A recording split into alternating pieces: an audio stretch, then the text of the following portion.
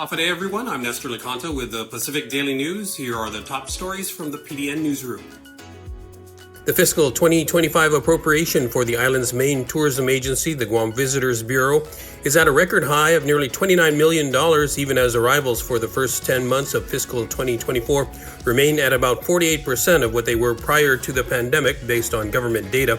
Also under the $1.3 billion 2025 budget law is the requirement for all GVB board members to start filing regular financial reports, as well as disclosure of any existing or potential conflicts of interest at the time of their appointment. This is the first time for GVB board members to be required to file these reports, similar to what's been required of other members of government boards and commissions.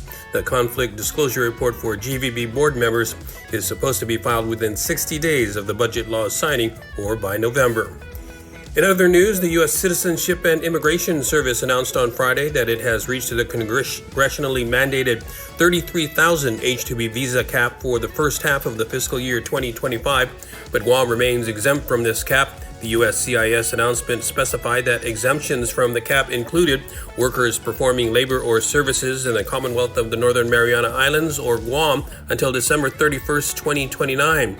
The USCIS said September 18 was the final receipt date for new petitions requesting employment start dates before April 1st, 2025, but once a cap is reached, it may accept petitions only for H-2B workers who are exempt or not subject to the H-2B cap. Guam first received an exemption through a provision in the 2018 National Defense Authorization Act. And finally, hiring of the construction manager for a new Sanchez High School is nearly finished, over a year after the old Jigo campus was left uninhabitable by Typhoon Mawar. But there's still no word about whether the Federal Emergency Management Agency will pay for a temporary home for the Sanchez Sharks. Education Superintendent Eric Swanson confirmed Thursday that the Department of Public Works has completed the contract for construction management services for the school, and the document now awaits final signatures. Once she saw a picture of the slowly dying horse, 85-year-old Charlene Tenorio already knew she would take her in.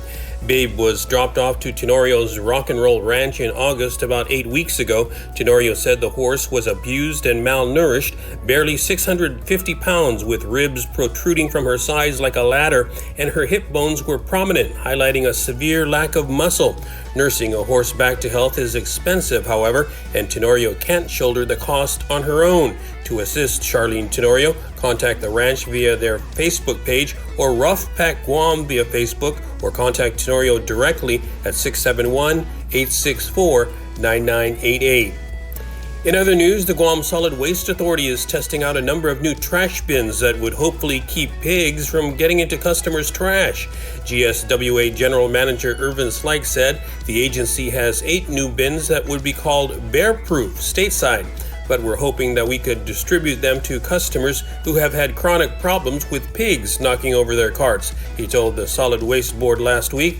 If the initial shipment of sort of pig-proof bins is a success, the agency will make another order of them for other customers. Slyke said the bins are locked down but can be picked up by the automated arm on a garbage truck without truck drivers or homeowners having to unlock them.